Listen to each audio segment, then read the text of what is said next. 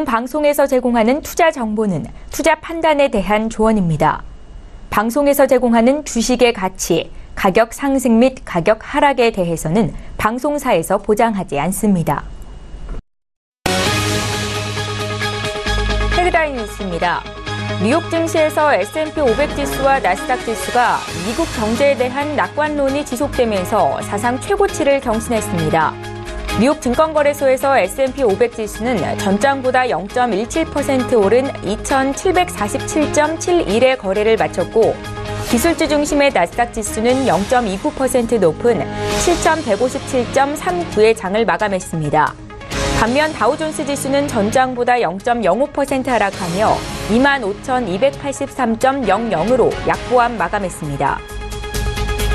컨퍼런스 보드는 지난해 12월 미국의 고용 추세 지수가 107.10으로 전달 수정치 106.36에서 소폭 올랐다고 발표했습니다. 12월 지수는 전년 대비로는 5.2% 올랐습니다. 컨퍼런스 보드의 한 북미 수석 경제학자는 고용 추세 지수의 빠른 개선은 일자리 증가가 앞으로 몇 달간 둔화하지 않을 것 같다는 점을 시사한다며 미 경제는 최근 몇 분기간 성장 속도가 크게 빨라졌다고 설명했습니다. 국제유가는 소폭 상승했습니다. 뉴욕 상업거래소에서 2월 인도분 서부 텍사스산 원유 WTI는 전 거래일보다 배럴당 0.5% 오른 61달러 73센트에 거래를 마쳤습니다. 미국의 원유 생산이 늘어날 것이라는 전망이 제기됐지만 이란과 사우디아라비아 등 중동 산유국들의 정정 불안 우려가 부각되면서 유가는 강보합세로 마감했습니다. 금값이 연속 상승 행진을 끝내고 12거래일 만에 하락했습니다.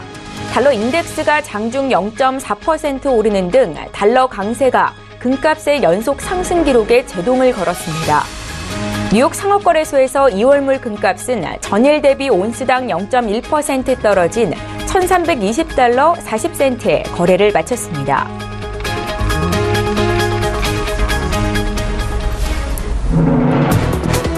시청자 여러분 안녕하십니까? 출발 증시와이드 1부 시작합니다. 최은정입니다. 최근 미국 뉴욕 증시가 강한 상승 흐름을 이어가고 있습니다. 올해 미국 경제가 긍정적인 모습을 보일 것이라는 이 전망이 지속되고 있는 건데요. 간밤 미국 뉴욕 증시 3대 지수는 하락 출발했지만 일제히 장중 반등에 성공하는 모습을 보였고 S&P 500 지수와 나스닥 지수는 종가 기준으로도 사상 최고치 경신을 다시 한번 이뤄냈습니다. 반면 다우존스 지수는 약보합으로 거래를 마쳤습니다. 자, 대내외 호재 속에 국내 증시 또한 강한 상승 흐름을 나타내고 있는데요. 코스피 코스닥 지수가 어제 큰 폭으로 올랐었죠. 코스피는 어제 2,500대 재진입을 해냈고요. 코스닥 지수는 15년 만에 830포인트를 돌파하면서 840선 문턱까지 갔습니다.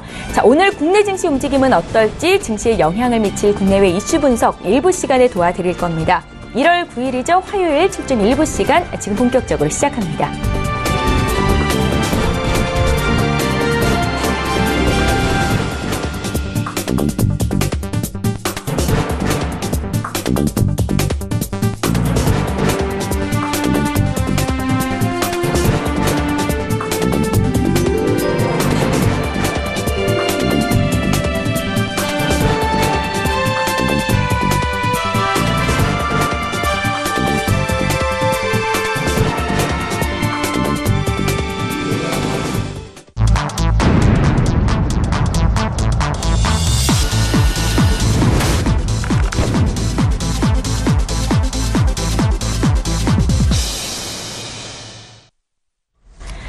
글로벌 시시각각 시간입니다. 오늘은 신한금융투자 곽상준 부지점장님 화상으로 연결해 보겠습니다. 안녕하세요.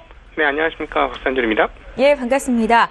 간밤 미국 라스베이거스에서 세계 최대 가전 박람회인 CES 2018이 나흘간의 일정으로 공식 개막했습니다. 스마트 시티를 주제로 열리는 올해 행사에는 최신 기술과 더불어서 첨단 제품들의 경쟁이 어느 때보다 뜨거울 전망이다 보도가 되고 있는데요. 어떤 부분에 주목하면 좋을지 시장에 미칠 영향까지 함께 분석 부탁드릴게요. 네, 지금 한국 기업들, 뭐 대표적으로 삼성과 LG도 그렇습니다만은 미국의 아마존이나 구글 이런 데에서 가장 세게 밀고 있는 제품이 뭔가요? AI 관련 제품들입니다. 그러니까 뭐 음성 비서 역할을 한다던가 단순한 이제 홈 네트워크 수준뿐만 아니라 그리고 이것이 도시 지역 네트워크로 확대되는 그런 양상의 AI 제품들이 대거 나오고 있는데요. 그동안에 이제 계속해서 발달했던 기기들의 다음 단계를 보여주는 상황이다 이렇게 볼 수 있습니다. 아마도 저희들의 예상은 역시나 그 AI 기기가 많이 부각되는 가운데 어떻게 5G 시대에서의 그 능동형 네트워크, 기기들 간의 네트워크를 통해서 보다 편리한 가정생활과 문명 생활을 영위할 수 있는지에 대한 것이 초점으로 맞춰져서 진행이 될 것이다 이렇게 보여지는데요. 여기에 이제 몇 가지 한국 주식시장 입장에서는 강론 차원에서와 그다음 총론 차원에서 몇 가지 포인트가 있습니다. 먼저 강론 차원에서 이야기를 한번 해보면요. 이번에 이제 새로운 기기들 중에서 AI는 뭐 대체적으로 많이 보편적으로 나올 것이고 그것들이 어느 정도의 호응을 얻고 어느 정도로 실생활에 사용이 가능한 것인지가 나타나게 될 것입니다. 그리고 실질적으로 우리 한국 입장에서 중요한 포인트는 뭐냐면 그쪽에서 이렇게 그 사용되는 그런 AI보다도 자동차들이 굉장히 많이 나올 거거든요. 요즘에 이제 전기쇼가 모터쇼하고 거의 흡사하다라고 할 정도로 자동차들이 많이 나오는데 아시다시피 뭐 자율주행 관련 이야기도 나올 것이고요. 그다음에 자동차 안에서의 카 임포테이션이라고 표현하는 그런 그 전장들이 어떻게 나오는지가 상당히 중요합니다. 근데 이 부분이 중요한 이유는 계속해서 말씀드리지만 작년도에 울트라 초호황을 이끌었던 반도체 경기계의 중요한 원인은 첫 번째 스마트폰이 앞장서서 나갔고요. 즉 애플 아이폰 7의 128기가 주력 그 채용 그리고 이제는 256기가로 바뀌었고요. 그다음에 비트코인 관련한 PC 수요의 폭증, 그래서 그에 따른 그 그래픽카드의 폭증, 이게 엔비디아의 주가를 폭등시켰죠. 그러니까 채굴 과정에서 단순한 수연산에서 그 GPU를 통한, 그러니까 그래픽카드를 통해서 화면을 찍어서 연산을 하는 그런 방식으로의 변화가 이루어졌죠. 그래서 그것으로 인해서 PC D램과 그 그래픽카드의 폭증이 있었습니다. 근데 또 하나 자동차죠. 자동차가 반도체를 워낙 많이 사용하게 되면서 반도체 수요가 폭발하는 그런 양상을 보여주었습니다. 그러니까 이 부분들이 그대로 유지되는지 여부, 이것들이 한국의 반도체 산업에서 중요하고 2018년뿐만 아니라 이번에 CES라면 2019년도에 전망을 충분히 할 수 있게 해주는 대목이기 때문에 이 부분 되게 중요하다는 말씀드리고요. 또 하나는 이제 OLED에 대한 감수성을 얼마나 높였냐는 것 하나, 그 다음 또 하나 OLED의 차세대 디스플레이라고 볼 수 있는 마이크로 LCD가 어느 정도로 윤곽을 드러낼 것이냐 이 부분입니다. 그러니까 그 OLED는 지금 이제 TV 쪽에서 완연한 그 승리를 얻는 그런 분위기죠. 그리고 또 LCD는 초대형화되고 있습니다. 그러니까 거의 벽 하나를 차지하는 수준으로 LCD가 대형화되고 있고요. 그다음에 OLED는 그 특유의 색감으로 인해서 어필을 하고 있는 그런 상황입니다. 근데 여기에 그 삼성전자가 조금 못 따라가고 있는 부분이 있죠. 삼성전자는 대형 OLED를 안 했기 때문에. 그래서 삼성전자가 반격하고 있는 건 뭐냐면 마이크로 LED입니다. 마이크로 LCD라고도 표현할 수 있겠는데요. 마이크로 LED를 통해서 제품을 출시하게 됩니다. 뭐 지금은 가격이 안 들어매달렸죠. 뭐 한 대 대당 뭐 가격이 아마도 억대를 상회하지 않겠는가 이렇게 보여지는데 일단 시제품을 내보낼 겁니다. 그런데 이제 이 디스플레이 쪽에서는 그 지금 OLED가 최고라고 지금 여겨지고는 있습니다만 이 다음 단계는 마이크로 LED다라고 예상을 하고 있습니다. 그러니까 쉽게 얘기하면 기존에 LED 하나 박았던 거를 한 개가 아니라 그 똑같은 정도의 그것을 수십 개의 작은 LED로 박는 거죠. 그러면 색 재현력과 뭐 이렇게 휘어지는 부분이라든가 뭐 이런 모든 것들이 상당히 압도적인 기술로 다가오기 때문에 OLED를 대체할 것이다라는 예상을 하고 있습니다. 그래서 이 부분이 어떻게 준비되느냐에 따라서 관련 기업들의 흐름들이 좀 달라질 수 있을 것 같고요. 또 하나 이제 강론으로 중요한 포인트 중에 하나는 폴더블입니다. 폴더블 폰이 어느 정도 호응을 얻을 수 있을 것인지가 대단히 중요한데요. 왜냐하면은 사실은 한국에서는 좀 조심스러운 입장이죠. 한국이 선발적으로 새로운 기술을 도입한 것이기 때문에 애플이 안 했는데 삼성에서 성공할 수 있을까라는 고민들이 있습니다. 물론 이전에 중국 회사가 했는데 중국 회사 하니까 안 되죠. 근데 삼성은 좀 다릅니다. 안드로이드 진영 1위이고 휴대폰 세계 최대 그 메이커이기 때문에 현재 분위기는 이거죠. 그냥 접혀 있는 상태에서는 전화기로 그냥 쓰다가 피면 그 태블릿 PC로 쓸 수 있는 그런 정도의 이야기가 나오고 있습니다. 그래서 이것과 관련해서 호응을 어느 정도 받느냐에 따라서 한국의 IT 기업들의 흐름들이 상당히 달라질 수 있다라는 점은 강론으로 중요한 포인트다 이렇게 볼 수 있겠고요. 그다음에 이제 총론으로는 아까 그 반도체와 더불어서 이야기할 수 있는 것인데 이번 그 CES를 통해서 나오는 제품들이 과연 우리가 일컬어지는 빵 기업들을 얼마나 더 증진시킬 수 있고 앞으로 쭉 끌어갈 수 있는지 여부를 보게 될 것이라는 점이죠. 그러니까 그 몇 번 말씀드렸습니다마는 삼성전자를 비롯한 한국의 IT 대표 기업들은 글로벌 환경에서 보면은 글로벌 부품사예요. 글로벌 최고의 부품사. 물론 삼성전자는 휴대셋, 핸드셋 쪽에서는 뭐 최고의 기업 중에 하나이긴 합니다만 그럼에도 불구하고 영업이익의 비중으로 따져보면 반도체에서 많은 영업이익이 나오기 때문에 부품사라고 부르는 것도 문제가 없는 이야기가 되겠습니다. 그러니까 글로벌 부품사가 어찌 될 것이냐 여부는 결국은 앞단에 있는 기업들이 어떻게 잘해나가느냐가 되게 중요하죠. 그럼 앞단에 있는 기업들은 바로 페이스북, 아마존, 구글 이런 회사들이죠. 이런 회사들이 어떻게 치고 나가느냐에 따라서 부품의 수요가 달라지기 때문에 이번 CES를 통해서 이 빵 기업들이 과연 어떤 기술을 우리한테 보여줄 것이고 또 다른 한 축은 자동차에서 어느 정도의 그 전기 제품, 전자 제품 수요를 일으킬 것이냐 등등이 한국 IT 기업에 있어서 중요한 어떤 그 흐름을 가늠짓는 잣대가 되지 않겠느냐 이렇게 충분히 예상해 볼 수 있는 상황입니다. 그래서 두 가지 포인트를 보셔야 되고 각각의 제품들이 어떤 호응을 받느냐에 따라서 한국의 IT 기업들이 달라질 것이 하나이고 다음 총론적으로는 세계 대표적인 첨단 기술 기업들이 어느 정도의 증진된 제품들을 진보된 제품들을 출시하느냐에 따라서 한국 기업의 2019년까지의 예상을 해볼 수 있는 그런 시장이 시효가 되지 않겠느냐 이렇게 예상해 봅니다. 예, 세계 최대 가전 전시회 CES 2018 관전 포인트에 대해서 먼저 좀 여쭤봤습니다. 자, 간밤 미국 뉴욕 증시에서 S&P 500과 나스닥 지수가 또다시 사상 최고치의 거래를 마치는 모습을 보여줬습니다. 쉬고 갈 때도 됐는데 계속해서 오름세를 보이고 있는 뉴욕 증시, 지금과 같은 강세장이 얼마나 더 지속될 수 있을까를 놓고 공방이 치열한데요. 부지점장님의 의견은 어떠신가요? 뉴욕 증시가 계속된 상승세를 좀 이어갈 수 있을까요? 저는 가능하다고 생각을 합니다. 예. 유가가 사실은 현재 상황에서 61달러를 찍었는데 이렇게 올라올 이유가 별로 없어요. 왜냐하면 물론 이제 중동 정세가 좀 흔들리고 있는 건 분명히 많습니다. 특별히 이란이 지금 소요가 내국적 자국의 소요가 있기 때문에 그것으로 인해서 공급 차질이 있을 수 있어서 중동 발로는 좀 올라가는 게 자연스러울 수 있습니다만 세계적인 상황에서 보면은 오펙이 그렇게 열심히 감산을 해도 감산 효과가 나지 않는 것은 미국 때문이죠. 미국이 쉐일을 계속해서 최대 수량으로 그냥 밀어내고 있기 때문에 공급을 해주고 있기 때문에 그렇습니다. 그런 측면에서 보면 유가가 이렇게 오르면 안 되는 건데 유가가 왜 오르느냐는 거예요. 달러 가치 하락이죠. 그러니까 원화 강세는 우리나라 한국의 자국의 그 고유한 문제가 분명히 있습니다. 그럼에도 불구하고 원화만 강세였느냐? 아니죠. 다른 나라들도 대체적으로 좀 강세를 보여줬습니다. 그러니까 결국은 달러 약세가 그 기축을 이루고 있다라고 볼 수 있겠고 거기에 추가적으로 원하는 추가적인 강세를 보여주고 있다. 뭐 이런 정도로 표현할 수 있는데 결국 뭐냐면 달러 약세에 대한 표현인 것이죠. 그러면 저 어디까지 가야 되느냐? 주말에 이 점에 대해서 곰곰이 생각해 보았습니다. 도대체 이게 어디까지 갈 것이냐?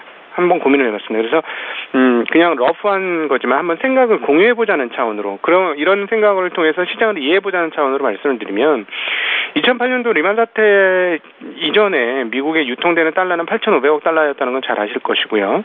그 다음에 늘어났던 달러가 어떻게 되죠? 4조 5천억이죠. 예, 4조 5천억으로 늘어났습니다. 달러가. 그러면 한 6배 정도 늘은 거 아니겠습니까? 그러니까 이렇게 되면 무슨 말이냐면 아무런 변동이 없으면 달러 가치는 한 6분의 1 토막이 나는 게 정상이라는 것이죠. 즉 그러니까 1달러 하던 주식이 6달러가 해야지 맞는 거예요. 2007년 이전과 비교를 해보면. 통화 가치가 산술적으로 약화되었다면 그런 거죠. 그러면 그냥 그렇게 통화를 찍었을 때 바로 그렇게 돼야지 왜 지금 와서 이제 점점 이렇게 되느냐인데요. 저는 이 부분에 대해서 이렇게 생각을 했습니다. 2007년도 이후 2008년도 리만 사태가 났을 때 무슨 일이 벌어졌냐면 자산시장에 싱크홀이 발생했죠. 싱크홀이 그냥 빵 하고 발생했는데 어떤 싱크홀이었냐면 부동산 가격의 증발이었죠. 부동산 가격 폭락 정도가 아니고 부동산 가격이 증발해버렸어요. 그러면서 거대한 싱크홀이, 자산시장 싱크홀이 났죠. 그러니까 미국의 자산 가격이 계속 오르다가 그 전부터 물론 위기의 전조들은 계속 있었습니다만 모르고 그냥 내질렀다가 버블로 질른 거죠. 버블이 꺼진 정도가 아니라 버블도 꺼졌지만 실제 자산 가격까지도 무너지면서 자산 가격에 이런 공동화 현상이 나와요. 싱크홀이 황 하고 나타났는데 이것들을 해소하기 위해서 했던 것이 바로 통화 증가 발행이었고 통화를 막 찍어서 여기 이 구멍난 곳에다가 달러를 막 쏟아부었죠. 쏟아부었는데 될 줄 알았는데 1차 부어도 안 되니까 2차 붓고 3차 붓고 했다라는 것은 이미 우리 시청자분들 잘 아실 겁니다. 이렇게 해서 이렇게 꽉 채워놔서 이제 더 이상 돈이 좀 그냥 허공에다 날리는 것처럼 계속 이 구멍에다 넣는데 표시가 없다가 표시가 이제 마감이 된 이후부터 돈을 조금씩 덜 넣기 시작했던 거죠. 그것이 우리가 알고 있는 테이퍼링이고 지금 유럽에서 하고 있는 테이퍼링인데요. 그 다음에 요즘에 보면 자산 가격이 주식시장부터 잘 올랐습니다만 그 다음에 뭐가 오르죠? 미국 같은 경우에 부동산 가격도 올라오는 거예요. 부동산 가격이 계속 올라오면서 옛날 가격을 되찾고 있는 것이죠. 그러니까 어떻게 되죠? 이 싱크홀이 영원히 안 메꿔질 것처럼 보였던 게 부동산의 가격 상승으로 싱크홀이 메꿔지면서 계속 이게 올라오고 있는 거죠. 그렇죠? 그러니까 숨어있던 달러 유동성들이 수면 위로 올라오기 시작했다라는 것입니다. 그러니까 이게 어딘가로 가야 되잖아요. 그런데 국민이나 일반 경제가 활성화되려면 이거는 월급이 많아지든가 아니면 세금을 통해서 넘겨주는 수밖에 없는 거예요. 네. 그런데 지금 미국의 정치가 그렇게 되나요? 일반인들한테 그걸 돈을 갖다 세금으로 넣어주나요? 그렇게 못하죠. 그러니까 이 돈이 어디로 간 거죠? 자산시장으로만 온 겁니다. 돈을 다루던 사람들 안에서만 놀고 있는 거예요. 처음에 은행에서 발행됐으니까 그 근처만 맴돌고 있는 것이죠.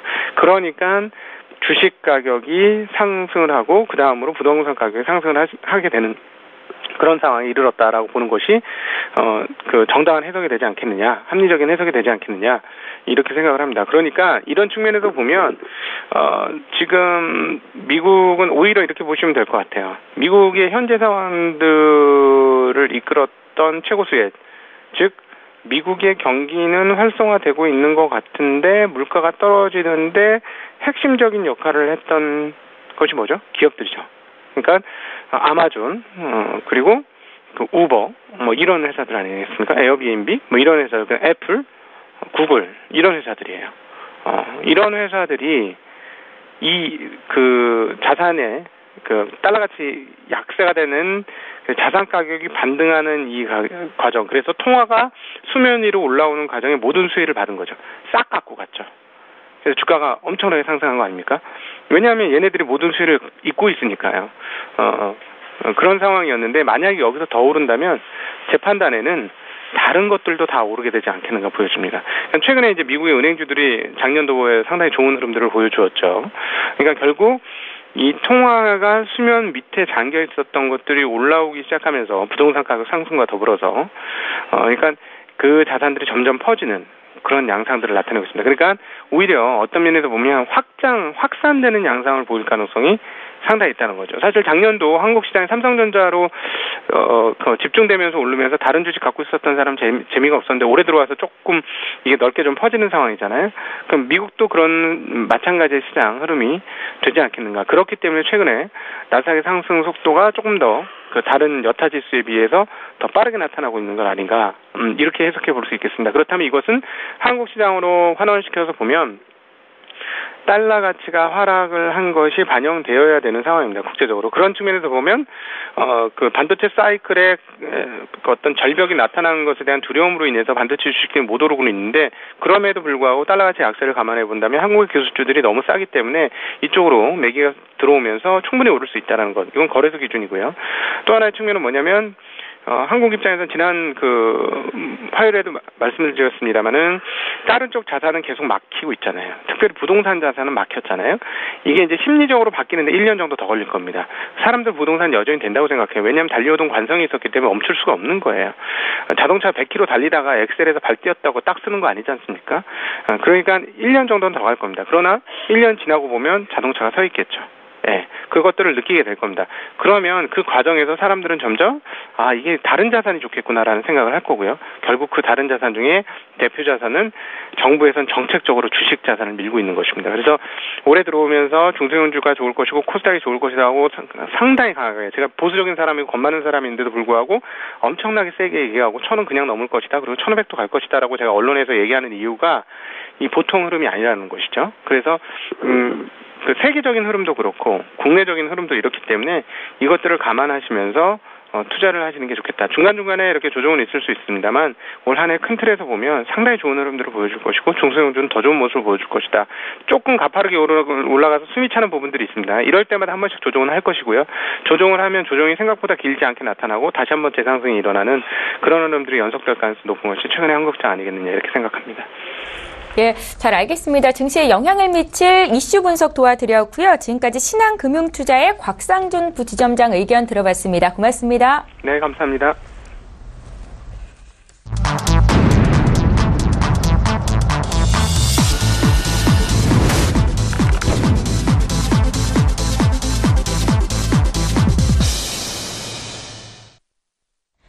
예, 이번에는 국내 시장 쟁점을 보다 구체적으로 분석해보겠습니다. 라이브 이슈타임 시간이고요. SK증권 영업부 PIB센터의 이재강 이사 화상으로 만나보겠습니다. 이사님 안녕하세요. 네, 안녕하십니까. 예, 반갑습니다. 네. 지난해 4분기 어닝 시즌이 개막하면서 새해 첫 코스피의 변곡점이 될 수 있을지 관심이 쏠리고 있습니다. 어제 LG전자가 잠정 실적을 발표했고 오늘은 삼성전자의 잠정 실적 발표가 예정이 돼 있는데요. 실적 장세가 펼쳐질 수 있을까요? 어제만 해도 국내 증시 좀 강했었거든요. 이사님의 의견 듣겠습니다. 네, 오늘 새벽에 끝난 뉴욕 증시 여러분 보시면서 어떤 느낌 받으셨습니까? 네, 미국 증시는 올해 2018년도 개장하자마자 5거래일이 지났는데 5거래일 연속 신고가 행진을 펼치는 아주 초고공 행진을 보이고 있습니다. 물론 오늘 새벽 끝난 다우존스 공업지수 소폭 조정을 받았습니다만 나스닥과 S&P가 모두 연일 신고가 행진을 이어가고 있는 그런 모습이고요. 다우도 장중한 때 역시 사상 최고치를 갱신했다가 막판에 다소 조정을 받았습니다만 역시 강한 상승 탄력들을 보이고 있는 그런 모습입니다. 자, 국내 증시 2018년도 새해 들어서 새로운 면을 보여주고 있죠. 지난해 연말에 다소 주춤거렸던 증시는 지난해 연말에 다소 주춤거리는 모습을 보였던 국내 증시도 지난주 견고한 모습으로 2018년도를 시작하면서 2018년도에도 긍정적인 시나리오를 주고 있는 그런 모습이고요. 특히 연초 제뉴어리 이펙트가 확연하게 나타나고 있는 그런 모습을 보여주고 있다 이렇게 말씀을 드립니다. 자, 오늘도 이제 대한민국을 이끌고 있는 삼성전자의 실적이 발표되면서 본격적인 어닝 시즌의 시작을 알리고 있습니다. 이것은 국내뿐만 아니라 해외도 마찬가지죠. 미국도 자, 이번 주가 어닝 시즌의 시작입니다. 과연 실적들이 일반 투자자분들이나 기관의 전문가들이 예상한 바와 같이 컨센서스대로 나오는지 아니면 과연 그 실적이 어떻게 되는지 관심이 고조되고 있는 것이 사실입니다. 자, 본격적인 4분기 어닝 시즌의 돌입함에 따라 말씀해 주신 바와 같이 어제 LG전자의 실적이 발표됐고요. 오늘 삼성전자의 실적이 발표를 예정하고 있습니다. 어제 삼성전자는 다소 소폭 조정받는 그런 모습을 보이다가 후에는 장막 판매량의 낙폭을 줄인 가운데 물론 음봉의 모습으로 마감했습니다만 삼성전자는 260만 원대를 굳건하게 지켜주는 그런 모습을 보이면서 견고하게 마감했다는 점이죠. 그렇다고 본다면 오늘 삼성전자의 실적 발표가 컨센서스로 나오든지 아니면 일부 우려의 목소리대로 소폭 감소한다 하더라도 그래도 전년 대비해서는 큰 폭의 증가를 보이는 그리고 올해도 반도체 경기의 호조 속에서 삼성전자의 주가에는 긍정적인 영향을 미칠 것으로 예상이 됩니다. 지난 4분기 동안 리서치 자료를 보면은요, 180곳의 주요 상장사를 분석했는데 4분기 영업이 무려 47조 440억 원에 달할 것으로 지금 예상되고 있습니다. 전년 동기 대비해서 무려 62%가 증가되는 그런 모습을 보여주고 있고요. 단기 순이익 같은 경우에도 35조 원을 넘어설 것으로 예상이 됩니다. 전년 동기 대비해서는 무려 154%가 증가되는 그런 모습이고요. 특히 매출액과 단기 순이익 분포를 한번 분석해 볼 필요가 있는데요. 무슨 얘기냐면 매출액은 473조 8,689억 원으로서 전년 동기 대비해서 4.6% 증가에 그쳤습니다. 자, 매출은 4% 증가에 그쳤는데 단기 순이익이 무려 154%가 증가되고 있다는 것은 무슨 얘기냐? 단순 밀어내기식 수출이 아니라, 그렇죠? 이익이 아니라, 매출이 아니라 기업의 본격적인 수익 구조가 엄청나게 개선되고 있다는 거죠. 수익성이 크게 개선되고 있다는 점이 지난 4, 4분기의 가장 큰 특징이 아닌가 생각이 듭니다. 그렇다고 본다면 단순 명목상 매출 증가, 서류상으로 매출만 증가되는 것이 아니라 실질적으로도 기업의 수익에 크게 증가된 것이 데이터상으로도 나타나고 있다는 점입니다.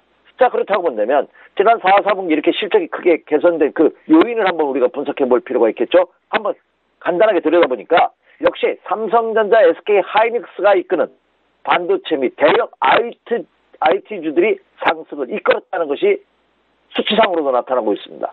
삼성전자 매출 67조 447억 원, 영업이익 무려 15조 9,507억 원.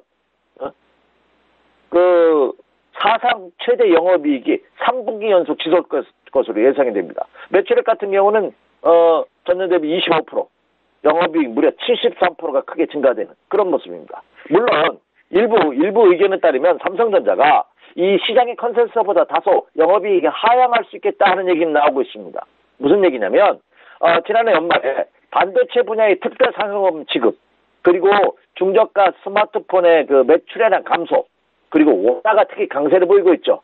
원달러 환율이 크게 하락함에 따라 원화 강세로 인한 이 영업이익이 다소 줄어들 수 있겠다. 그래서 15조 원대에 못 미칠 수도 있지 않느냐 하는 일부 의견이 제시되고 있습니다만 그렇다 하더라도 전년 동기 대비해서는 크게 상승하는 그런 모습을 보여주고 있기 때문에 투자자분들이 크게 우려할 필요는 없지 않나 생각이 되고요. 그리고 또 하나 최근 들어서 시장에서도 각광을 받고 있는 포스코, 이 포스코가 4분기 영업이익이 무려 1조 2,700억 원으로서 전년 동기 대비해서 무려 170%가 증가가 예상되고 있는 그런 모습이고요.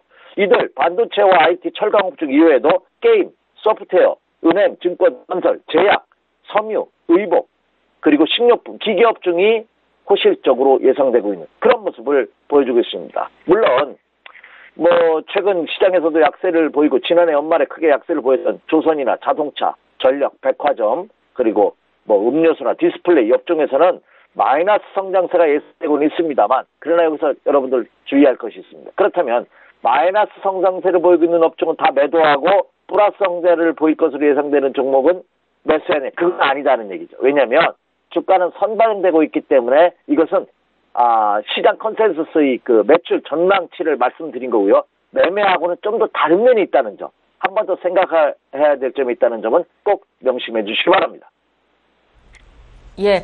지금 첫 번째 이슈에서도 언급을 잠깐 하셨는데요. 최근 연초부터 원화 강세가 갈수록 강화되고 있습니다. 여기에 국제유가 상승폭마저 커지면서 정부는 물론이고 수출 기업에까지도 비상이 걸린 상황인데요.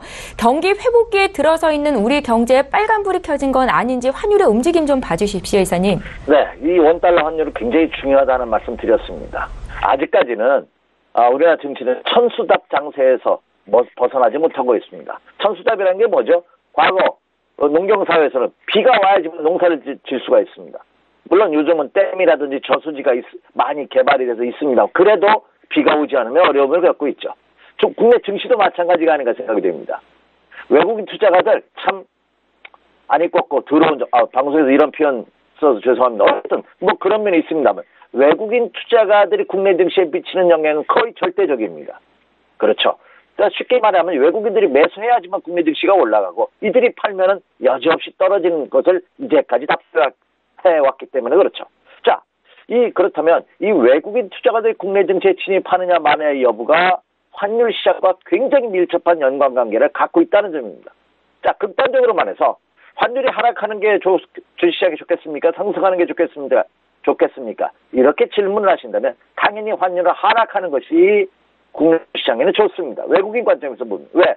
외국인 투자가들은 원화가 강세를 보여야지만 환차익과 그리고 투자 수익을 동시에 노릴 수 있기 때문에 그렇습니다. 그런데 문제는 환율이 하락하는 속도, 원화의 가치 상승 속도가 너무 가파르면 이것은 역효과를 부린다는 거죠. 그래서 지금 이 원달러 환율이 너무 급락하고 있습니다.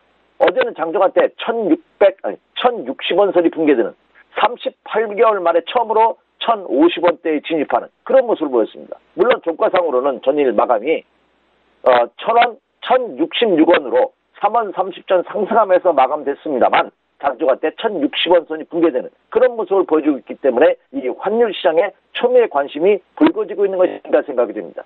다행스럽게도 정부가 강력한 의지 표명을 하고 있고 오늘 새벽 그전 뉴욕 증시에서도 보도가 있었습니다만 올해 미국에서 최단 3번의 금리를 인상한다고 합니다. 그래서 달러 가치가 상승하고 있어요. 그렇다고 본다면 1,060원대에서는 안정화될 가능성이 있지 않을까 하는 기대감을 갖고 있습니다. 이렇게 안정화되는 모습을 보여주면 중시에도 더 탄력을 받을 가능성이 크지 않을까 이렇게 생각이 되고요. 왜 이 원달러 환율 등이 중요하냐면 말씀드렸다시피 외국인 투자뿐만 아니라 국내 기업으로 본다 하더라도 우리나라 기업은 수출 의존형 기업입니다. 대부분. 다시 말해서 수출을 해가지고 돈을 벌어야 되지만 내수 경기도 살아났고 기업들의 실적도 크게 증가되는 그러니까 내수만 가지고 국내 기업들이 후실적을 내기에는 어려움을 겪고 있다는 겁니다. 특히 최근 들어서 수출이 효자 종목이라 할 수 있는 자동차, 조선, 석유화학 그리고 배터리, 반도체 이들 대부분의 우리나라 주요 업종들이 환율 동향에 민감한 그런 모습을 보여주고 있기 때문에 그렇지 않나 생각이 됩니다. 따라서 이 환율 동향 계속해서 체크해 주시는 그런 습관을 들이시기 바라고요. 말씀드렸던 바와 같이 여기서 급격하게 원화 가치가 상승한다면 다시 말해서 환율이 하락한다면 국내 주식시장에서도 굉장히 악영향을 끼칠 가능성이 높다. 다만 1,060원대에서 안정적인 모습을 보일 가능성이 높다는 점은 긍정적이다. 이렇게 말씀을 드립니다. 예. 잘 알겠습니다. 이제 마지막으로 오늘장 투자 전략을 여쭤볼 텐데요. 어제 코스피, 코스닥 모두 강했는데 특히 제약 바이오주 중에서도 셀트리온의 급등세가 나타났었습니다. 반면에 또 반도체 IT주, 특히 중소형주가 하락하면서 손실본 투자자들도 많았다라는 얘기거든요. 어떻게 투자 전략 가져갈까요, 이사님? 네. 제가 지난해부터 이런 말씀 많이 드렸어요. 연초에도 드렸고요. 오늘도 마찬가지입니다. 기추가 상승 기조하에서는 섣부른 매매. 한 번 더 직설적인 표현 한 번 더 쓸게요. 잔머리 굴린다고 하죠. 잔머리 굴리는 투자자보다는 우직하게, 그렇죠? 곰처럼 그리고 거북이처럼 자기 갈 길 가는 그런 투자자분들이 고우 수익을 올린다는 점 명심하시기 바랍니다. 지금 장이 열린 아침 9시부터 장이 마감되는 오후 3시 반까지 리얼타임으로 6시간 반 단말기 앞에서 그렇죠. 침침한 눈을 비비면서 앉아 계실 것이 아니라 그냥 어쩌다 한 번씩 오전에 한번 시초가 한번 보시고요. 점심 때 한번 점심 드시러 가기 전에 한번 보시고 그리고 한 2시쯤 장마감 되기 전 1시간 전에 한번 보시고 장마감 한번 보시고 이렇게 하루에 한 3번에서 4번 정도만 시장을 보셔도 되겠고 아니면 하루에 한 2번 정도만 보셔도 어쩌다 한 번씩만 보셔도 좋지 않을까 하는 말씀을 드립니다. 왜냐하면 지금 장은 어떤 섣부른 단기 매매보다는 그렇죠. 중장기적인 매매 전략이 요구되고 있다는 점입니다. 그 점에는 변함이 없습니다. 어제 실적 발표를 앞두고 있는 시점에서 반도체 관련주들이 조금 조정을 받았죠. 그러나 IT 관련주들은 오히려 크게 상승하는 모습을 보였습니다. 따라서 반도체도 저는 오히려 조정은 매수 타임이라고 전략을 드리는데 주저하지 않습니다. 따라서 그 점을 염두에 두시면서 지금의 장은 상승 기조가 이루어지고 있다는 점 명심하시기 바랍니다. 물론 오늘부터 기업들의 실적이 발표가 되고 지난 4, 4분기 그리고 내일 모레 목요일 날은 옵션 만기가 있기 때문에 금주도 변동성이 심할 것으로 예상이 됩니다. 종목별로는. 그러나 그 변동에 너무 현혹되거나 유혹되지 마시기 바랍니다. 이렇게 말씀을 드립니다. 따라서 다시 한번 강조해 드립니다. 지금 장 상승 기조가 유지되고 있습니다. 보유 주식 계속해서 홀딩하시면서 완전히 추세가 이탈하는 모습을 확인하고 매도한다는 그런 여유로움으로 접근해 주십시오. 이렇게 말씀을 드리고요. 그리고 신규로 매수를 고려하고 계신 분들. 어떤 종목을 매수해야 되느냐? 이미 해답은 나와 있지 않나 생각이 되고 있습니다.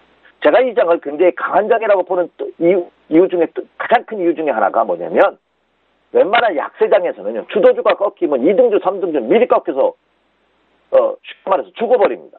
올라가지 못합니다. 강세장은 어떤 현상이 나타나냐? 순환매가 돕니다.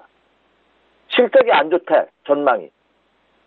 지난 분기도 안 좋았대. 근데 더 이상 좋지 더 나빠지지는 않을 것이라는 기대감만 두르면 장은 바닥을 찍고 돌아갑니다. 그 대표적인 것이 뭐예요? 건설, 조선, 자동차 업종들이 여러분 지난 4.3기 컨센서스를 본다도 이들 종목이 역시 실적이 안 좋습니다. 그런데도 이미 주가 여러분 보시면 이미 지난해 연말을 기점으로 해서 바닥 찍고 돌아나가는 모습을 시장에서 이미 보여주고 있다는 점입니다. 그렇다고 본다면 이 점은 뭐냐? 지난해보다는 올해가 기업들의 실적이 안 좋은 기업들도 올해는 더 나아질 것이라는 기대감, 그리고 지난해 좋았던 기업들은 올해 더 좋아질 것이라는 기대감이 시장에 팽배하게 지배하고 있다는 겁니다. 그것이 미국 시장이나 선진국 시장에서도 동조화 현상이 나타나고 있기 때문에 그 가능성은 더 높다는 점입니다. 그렇다고 본다면 오늘도 마찬가지입니다. 오늘 삼성전자 시세가 어떻게 나올지는 알 수 없습니다. 시장의 컨센서스보다 나쁘게 나와서 주가가 조정받는다. 저는 오히려 그때가 매수 타이밍이 아닌가 그렇게도 말씀드리고 싶습니다. 그래서 매수하신 종목은 역시 반도체와 IT 변함이 없습니다. 그리고 전기차 역시 4차 산업혁명 그리고 신세상 에너지 그리고 크린 에너지 분야에 선두주죠. 전기차 업종들 그리고 전기차 부품 관리주들 그리고 제약과 바이오 어제 말씀해 주신 바가 셀트리온만 강세를 보였지 나머지 제약주들은 숨고르기 과정에 들어가는 모습을 보였죠. 오히려 오늘 조정받는 그것이 또 타임이 될 가능성이 없다. 아직 상승조가 그대로 유지되고 있다는 점입니다. 제약과 바이오도. 그리고 인터넷 포털 업체 어제 네이버가 급등하는 모습을 보였습니다. 이미 계속해서 연초부터 지난해 연말부터 말씀드리고 있는 종목인데요. 충분히 가능성이 있고요. 자, 그리고 금리 상승기의 최대의 수혜주 은행과 보험주들 그리고 또 하나 1월 리뉴얼 이펙트를 포함해서 올 2018년도 증시에 긍정적인 영향을 준다면 증권주들 같이 보셔도 좋다는 생각이 되고 그리고 이제 대북 관련, 대중국 관련이나 대북 관련도 화해 무드가 조성되고 있죠. 오늘 몇 년 만입니까? 남북 간의 고위 담당자 회담이 평창 올림픽 동계올림픽 참가를 계기로 해서 화해 무드가 조성될 가능성도 비춰지고 있는 그런 모습을 보여주고 있다. 그렇다면 대중국, 대북한 관련주들도 각광을 받을 가능성이 없다. 그 대표적인 것이 대중국 하면 롯데그룹 관련주가 되겠고요. 그리고 개성공단 관련한 일부 중소형 업체들도 오늘장에서 한번 눈여겨보셔도 좋지 않을까 이렇게 생각이 됩니다. 그렇다고 본다면 이들 종목을 중심으로 해서 여전히 주식 비중을 늘려가는 그런 매수 마인드 전략을 오늘도 지속해 주십시오. 이렇게 말씀을 드립니다. 이상입니다. 예, 경제 이슈 분석하고 투자 조언까지 얻어봤습니다. 라이브 이슈타임 오늘은 SK증권 영업부 PIB 센터의 이재강 이사께 들어봤습니다. 고맙습니다. 네, 감사합니다.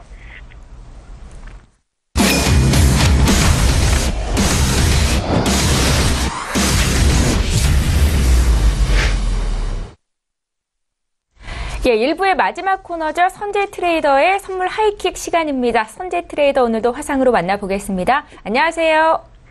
네, 안녕하십니까. 예, 국내 선물 시장 투자 전략 여쭤보고 있는데요. 먼저 국내 장부터 좀 봐주십시오.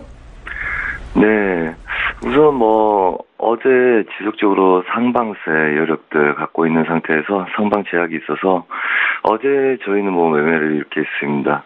어제 하고 오늘까지 무료 방송 진행할 건데요. 어제 332.40 매도에 그다음에 최고점 매도부터 시작을 해서 익절 그다음에 다시 매수로 돌려서 익절 그다음에 추가적인 매도까지 해서 330.20까지 그래서 매도 매수 매도로 어제 이렇게 싹 쓸어서 매매를 했었고요. 추가적인 그림들은 우선은 아직은 윗구간들 저항들이 있기 때문에 오늘 눌린 구간에서 331지수 한마디로 330 후반 지수들 잘 지키는지가 중요하겠다 이렇게 보고 있고요. 아무래도 오늘 관만장세에 그다음에 변동성 낼 수 있는지 시장이 좀 중심 자리에서 혼조세 양상 띄지 않을까 이렇게 보고 있습니다. 제일 중요한 건 331지수 지지력을 확인하라 이렇게 말씀을 드리겠고요. 그 다음에 상승할 때는 상방 제약 라인을 두고 아무래도 아직까지는 보합권 매매가 유효하겠다 이렇게 보고 있습니다. 한마디로 저가는 지속적으로 높이고는 있으나 고가를 크게 높여서 배팅하고 있는 구간들이 아니기 때문에 아직은 보합권에서 오늘 눌림의 331지수가 약간 깨지기 시작하면서부터는 지지력 확보되는지를 확인하고 매매를 할 생각이고요. 전략적으로 오전장에는 좀 보합권 매매를 집중적으로 해볼 생각입니다. 네, 국내 선물은 여기까지고요.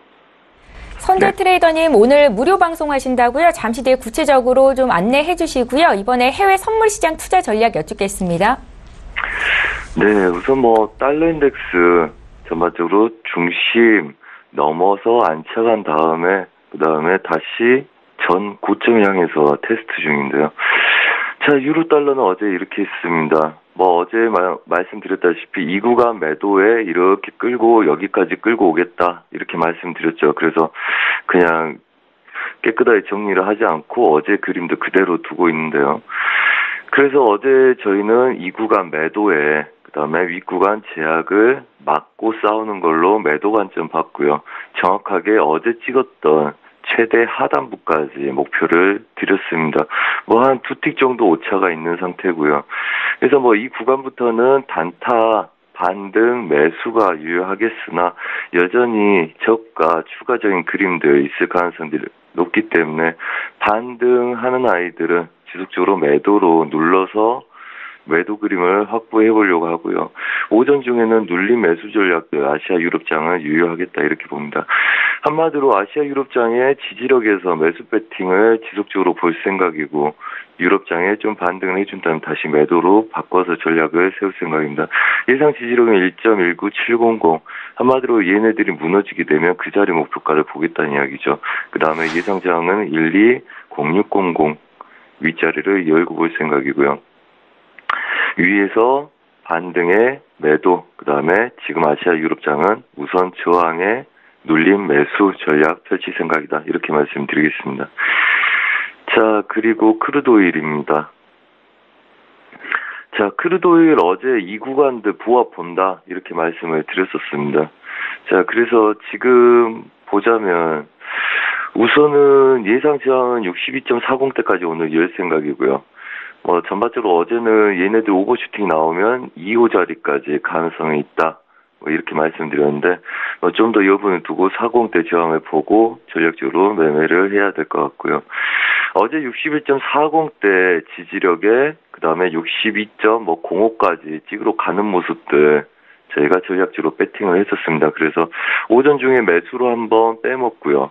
그 다음에 오후에 매수 한 번에 또 추가적인 매수를 해서 매도 쪽으로는 절대 쫓아가지 마라고 말씀을 드렸고요.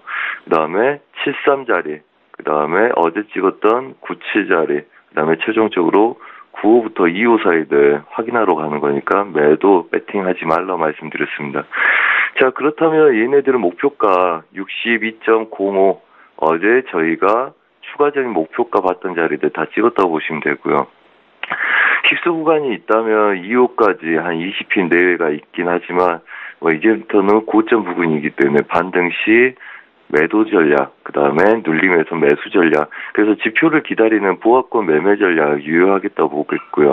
오늘 또 이 윗구간에서 저희 목표가를 추가적으로 찍고 마무리가 된다면 보합권 매매 여전히 오늘 또 똑같은 매매를 할 거다 말씀드렸습니다.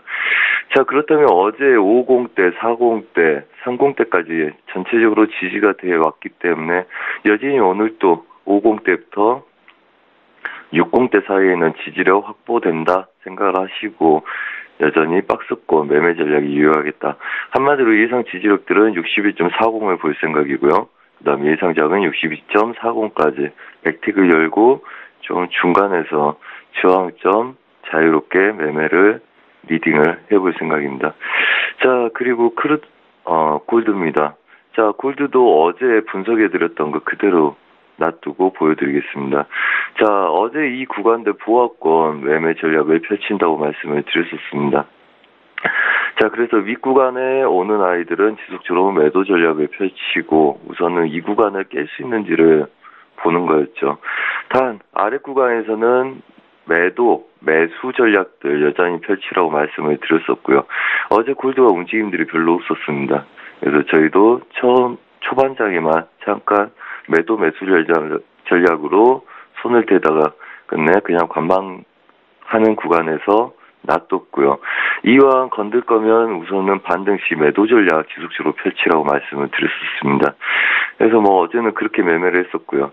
오늘 저항은 우선은 13, 19.0 지금 이 구간들이죠. 얘네들 지지력에 그 다음에 1363.0 뭐 윗구간들 추세로 여전히 좀 더 열어보고 생각을 할 거고요. 뭐 그렇게 보는 이유는 우선은 수렴 구간 오전 중에 지속적으로 돌파 안착을 해보려는 시도가 8시부터 있었습니다. 그래서 뭐 결론은 얘네들 수렴 구간 돌파하는 구간들이 아무래도 방향성원을 띌 가능성이 높죠. 그래서 중심자리 지지력부터 상단부 다시 체크하는지를 보고요. 중심자리가 빠지게 되면 뭐 하단부도 똑같은 관점으로 봐야 되겠죠. 한마디로 수렴 구간이 완전히 돌파된 이에 정착하는 구간들, 그 구간들을 봐야 되겠다. 한마디로 뭐 이야기겠죠. 유로 달러가 바로 하단부를 체크하러 가느냐, 아니면 여기서 반등을 주느냐. 한마디로 유로 달러가 강세를 띠고 있을 때 골드가 멈춰 있었기 때문에 오늘 유로 달러가 이 구간들 우리 목표가에서 바로 반등이 크게 일어난다면 골드는 아무래도 바로 여기서 매수 쪽 시도를 해볼 수도 있겠죠. 자, 그래서 이 구간에서는 보호합권 매매 영역에서 저항, 지지, 돌파 이후에 골드는 보는 게 좋겠다. 단 아직까지는 위자리를 시도하기 때문에 눌림 매수 전략이 좀 유효해 보인다. 이렇게 말씀을 드리겠고요. 실제 어제 월요일인데도 불구하고 변동성이 나쁘지 않았고 그다음에 저희가 분석하는 대로 그대로 국내 선물부터 해외 선물까지 잘 움직였고 대신 어제 보호합권 바운더리에 그대로 놓여있기 때문에 오늘은 아무래도 매매하기가 어제보다는 좀 더 까다롭지 않을까 하는 생각을 좀 해봅니다. 단 어제 구간 내에서 놀고 있기 때문에 어제 저가나 고가들 지지력들 잘 확보가 되는지 확인하신 다음에 매매를 하신다면 별 무리 없는 매매가 될 거라고 말씀을 드리겠고요. 오늘 9시부터 오전 11시까지 그 다음에 저녁 9시부터 저녁 11시까지 무료 방송 진행할 계획이기 때문에 좀 오셔서 도움도 받으시고 모르는 거 있으면 질문도 하시는 시간들 가지셨으면 좋겠습니다. 네. 예, 잘 알겠습니다. 지금까지 국내 선물 시장 투자 전략 여쭤봤고요. 선재 트레이더와 함께했습니다. 고맙습니다. 네, 감사합니다. 예, 삼성전자가 오늘 장 개장 전에 지난해 4분기 잠정 실적을 발표했습니다. 영업이익이 15조 1천억 원으로 전년 동기 대비해서 63% 증가한 결과를 내놨는데요. 다만 15조 후반대를 기록할 것이라고 예상이 됐었던 시장의 컨센서스는 더 하회한 것으로 나타났습니다. 연간 영업이익은 53조 6천억 원을 기록했는데 지난해 연간 영업이익이 29조 원이었던 것과 비교해서는 약 80% 정도 증가한 거고요. 역대 최대치 영업이익을 기록한 겁니다. 잠시 후에 장에는 또 어떻게 반영이 될지 증시 움직임도 함께 보겠습니다. 출중 1부 시간 여기서 마치고요. 저희는 잠시 뒤 2부 시간으로 다시 오겠습니다. 고맙습니다.